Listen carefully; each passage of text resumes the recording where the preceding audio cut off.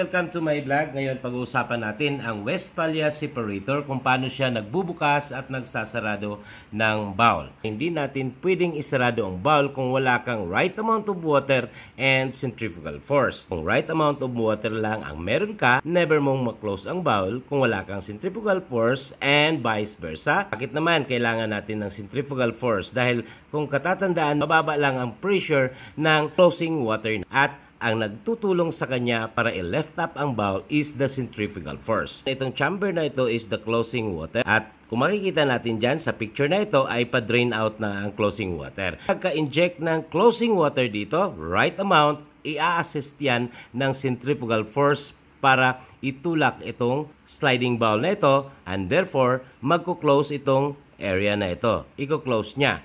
Pwede na nating i-feed ang oil natin para sa separation process dahil sarado na siya. Paano naman natin buksan ang Westphalia separator? Ang opening water pressure ay always na mataas kaysa closing water pressure dahil kailangan siyang merong i-overcome. And sa Westphalia separator, ang i-overcome natin is the weight of annular piston. Ang function ng annular piston na ito ay isisil niya ang closing water.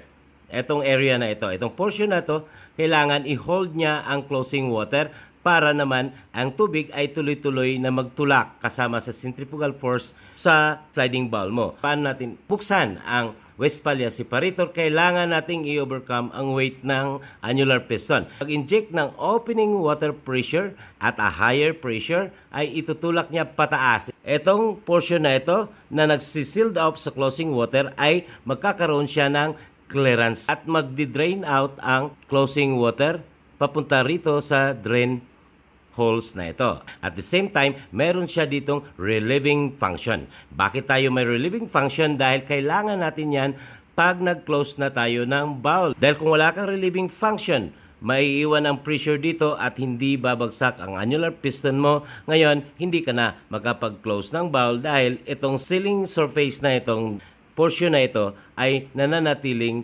bukas. Maraming salamat. Please follow Chief Yoy.